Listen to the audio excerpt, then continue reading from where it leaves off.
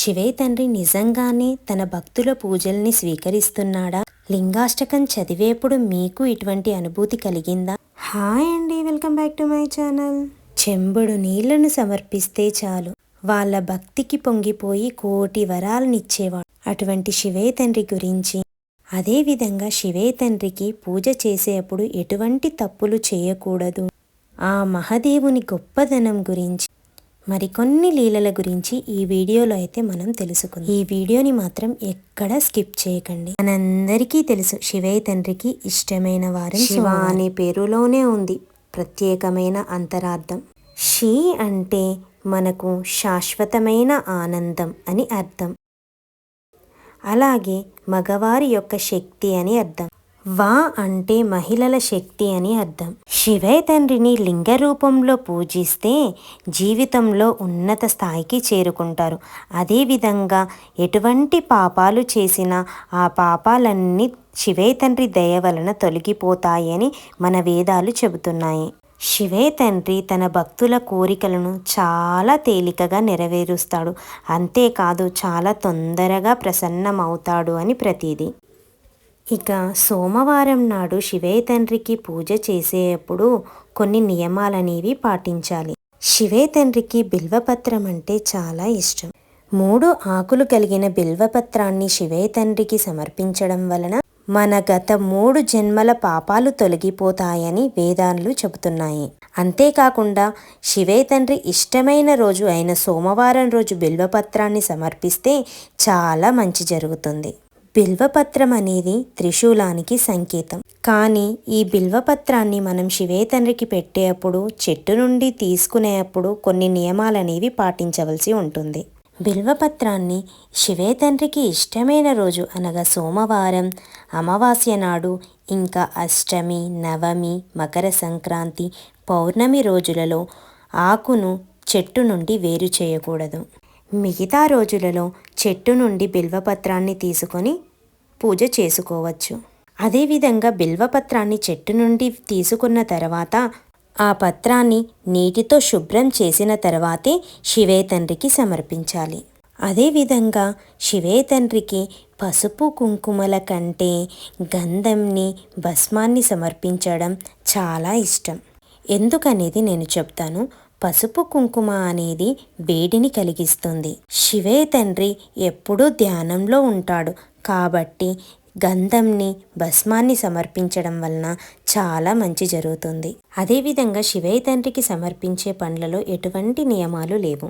ఏ పండైనా సరే శివయ్య తండ్రికి చాలా ఇష్టం. అందులోనూ వెలగపండు అంటే శివయ్య తండ్రికి చాలా ప్రీతి.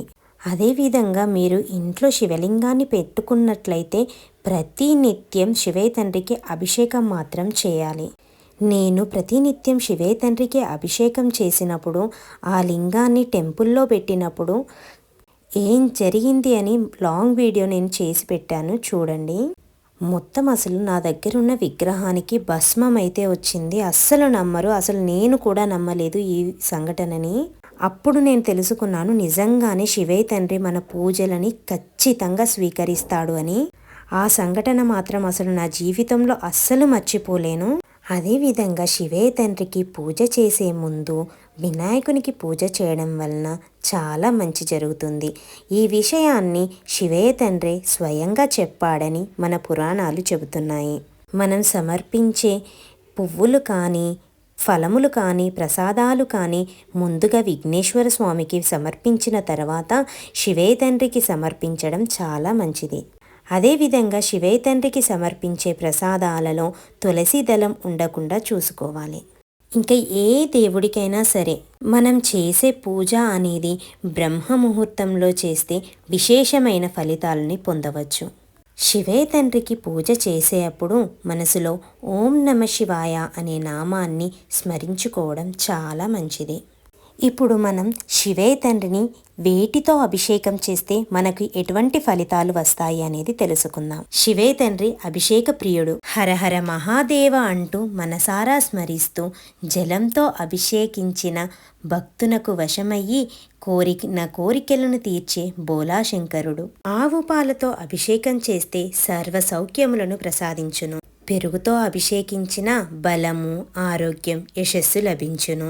ఆవు నెయ్యితో అభిషేకిస్తే ఐశ్వర్య ప్రాప్తి కలుగును. కొబ్బరి నీటితో అభిషేకం చేస్తే సకల సంపదలు కలుగును. గరిక నీటితో శివాభిషేకం చేసిన నష్టమైన ద్రవ్యము తిరిగి పొందగలము. చెరకు రసము అనగా చక్కెర నీటితో అభిషేకించిన ధనవృద్ధి కలుగును. మెత్తని చక్కెరతో అభిషేకించిన దుఃఖం నుంచి విముక్తి కలుగుతుంది. బిల్వపత్రంతో కూడిన జలము చేత అభిషేకం చేసిన భోగభాగ్యాలు లభించును. తేనెతో అభిషేకం చేస్తే తేజోవృద్ధి కలుగుతుంది. రుద్రాక్ష జలాభిషేకంతో సకల ఐశ్వర్యములను ఇస్తుంది. భస్మంతో అభిషేకం చేయడం వలన మహాపాపాలు నశిస్తాయి. గంధోదకముతో అభిషేకం చేస్తే మంచి సంతాన ప్రాప్తి కలుగుతుంది. నువ్వుల నూనెతో అభిషేకిస్తే అపమృత్యు దోషం తొలగుతుంది. నీటితో అభిషేకిస్తే పోగొట్టుకున్నవి కూడా లభిస్తాయి. అన్నముతో అభిషేకిస్తే అధికార ప్రాప్తి, మోక్షము మరియు దీర్ఘాయువు అనేవి లభిస్తాయి. శివే తండ్రికి అన్నముతో లింగార్చనం చేయడం చాలా ప్రత్యేకత కలదు. పెరుగన్నముతో శివలింగానికి మొత్తంగా అద్ది పూజ చేస్తారు. ఆ అద్దిన అన్నాన్ని అర్చనానంతరం ప్రసాదముగా పంచిపెడతారు. ఈ విధంగా చేయడం వలన చాలా మంచి జరుగుతుంది. నాగులే తనకు అలంకారమని చెప్పే జంగమయ్యను మనస్ఫూర్తిగా కొలిస్తే అద్భుత ఫలితాలను ఇచ్చే భక్తవ శంకరుడు మన శివే తండ్రి.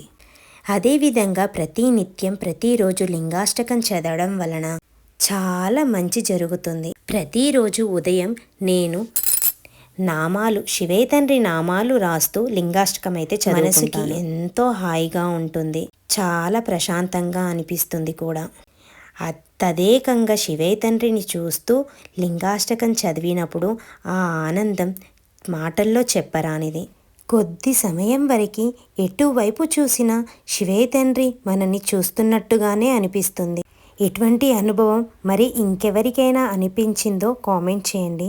హిందూ విశ్వాసం ప్రకారం శివుని ఆరాధనలో లింగాష్టకాన్ని పఠించడం వలన జీవితంలో ఉండే ప్రతి రంగంలో శుభాన్ని, విజయాన్ని తీసుకొస్తుంది.